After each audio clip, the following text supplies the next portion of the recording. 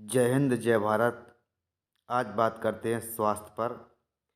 जैसा कि कहा गया है कि यदि आपका स्वास्थ्य ठीक है तो सब कुछ ठीक है, यानी स्वास्थ्य ही संपत्ति है। सुख का राज है तंदुरुस्त शरीर और तंदुरुस्त शरीर का राज है भोजन। हाँ, भोजन जो हम रोज़ खाते हैं, लेकिन उसके बारे में खास जानते नहीं, जानने की कोशिश भी नहीं करते। केवल कुछ जानकारी कर लें, समझदारी से काम लेना सीख लें तो हम भोजन में छिपे गुणों से लाभ उठा सकते हैं। हमें ठीक से खाना आ जाएगा। ठीक खाने से सब तकलीफ़ें दूर हो सकती हैं। यही नहीं, देश की प्रगति के लिए भी ज़रूरी है कि इसके निवासी स्वस्थ और प्रसन्न हों। जहाँ के लोग मजबूत होंगे, वह देश भी मजबूत होगा। इस तकनीकी विषय को मैंने भी उठाया है और इसे एक कहानी के माध्यम से आप सभी लोगों तक पहुंचाने का प्रयास करता हूं। कहा जाता है जैसा अन्न वैसा तन, जैसा तन वैसा मन। ठीक ही तो है, तन अच्छा तो मन अच्छा, मन अच्छा तो सारा जग अच्छा। शरीर में रोग लगे हों तो कुछ नहीं सुहाता, ना काम करना भाता है, ना खेल तमाशा, ना नाते रिश्तेदार अच्छे लगते हैं, ना संगी साथी। ऐसे में ढेर सा रुपया पैसा पास हो तो भी खुशी नहीं मिल पाती। जैसे इस जैसे कि एक सेठ की छोटी सी कहानी पर बात करते हैं, जो कि अपने स्वास्थ्य पर ध्यान नहीं देते हैं। एक सेठ था, उसने दिन रात कड़ी मेहनत करके ढेर सारी दौलत इकट्ठी की।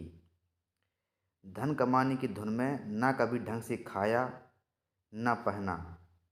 सारी कमाई धन कमाने के चक्कर में ना तो उसने कभी खाया ना पहना, सारी कमाई तिजोरी में बंद करता रहा। अपने बेटों को भी कभी मनमाना ना खाने देता ना पहनने देता, ना अपनी वाइफ को खाने देता ना पहनने देता। तंग आकर बेटे तंग आकर बेटे घर छोड़कर अलग अलग बस गए। जितने भी बेटे थे वो घर छोड़ के अलग अलग बस गए। इधर पत्नी भी परलोक सुधार गई। महल जैसी बड़ी हवेली में वह अकेला रह गया। लेकिन अब सेठ निश्चिंत था। भरी तिजोरी देख देख कर खुश होता रहता। फिर उसने हीरे मोती से जड़े सोने के सुंदर सुंदर जानवर बनवाए, उन्हें एक कमरे में सजा दिया और रोजाना घंटों वहाँ बैठा रहता। जानवरों की चमक देखा करता। भूख प्यास की उसे परवाह न रहती। धीरे धीरे सेहत ने भी साथ छोड़ दिया। कई तरह के रोगों ने उसे शरीर में घर बना लिया और शरीर को बेकार कर दिया। अब कोई काम करने लायक नहीं रहा।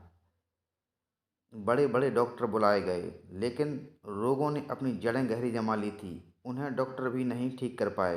वे सेठ से नाराज हो गए। एक डॉक्टर ने कहा, सेठ जी, कमाया खूब, जमा भी खूब किया, लेकिन जिस शरीर से यह सब काम लिया उसे ही भूल गए। दूसरे ने कहा, कभी इस बेचारे शरीर को ठीक से खाना ही दे देते, सारा पैसा इन बेजान जानवरों में लगा दिया। अब तुम्हें यही जानवर ठीक करेंगे, हमारे बस का इलाज नहीं है। तीसरे ने कहा, लाला जी, शरीर के लिए हीरे जवाहरात नहीं, भोजन चाहिए, वह भी पूरा और सही। अब इन पत्थरों की चमक से जिंदगी मांगो, हम कुछ नहीं कर सकते। इस तरह डॉक्टर सेठ की खिल्ली उड़ाते हुए चलते बने। अब सेठ खूब पछताया, लेकिन क्या हो सकता था। सारी सेहत तो चौपट हो चुकी थी। घर में अकेले पड़े पड़े यही सोचा करता, कोई सारा धन ले ले, लेकिन अच्छी सेहत दे दे। सेहत सेठ की सेहत सुधर नहीं सकी। उसने शरीर की परवाह ना की। शरीर ने उसका साथ छोड़ दिया। किसी ने ठीक ही तो कहा है, अच्छी सेहत सच्ची दौलत। फिर भी कोई सेहत की दौलत को पाने की कोशिश नहीं करता। पेट के लिए लोग सारी उम्र रुपया पैसा कमाने में बिता देते हैं, कड़ी मेहनत करते हैं। जब पेट भरने की बारी आती है तो जो भी खाने की चीज़ सामने आई झटपट निगल डाली और अपने काम पर निकल गए। मतलब सिर्फ पेट भरने से होता है, भूख मिटाने से रहता है, चाहे उसका असर कुछ भी हो। भोजन तो शरीर के अंदर जाते ही अपना असर दिखाना शुरू कर देता है। इधर भोजन पेट में, उधर सेहत के बनने या बिगड़ने का काम चालू हो जाता है। सही कहा, किसी ने सही कहा है, एक निरोगी एवं स्वस्थ व्यक्ति ही दुनिया में सबसे ज़्यादा अमीर होता है। तो हमें अपने काम के साथ साथ अपनी सेहत और स्वास्थ्य पर विशेष ध्यान रखना चाहिए। इसमें साग सब्जी फल और उचित मात्रा में भोजन लेना चाहिए। पर्याप्त व्यायाम भी करना चाहिए। जय हिंद, जय भारत।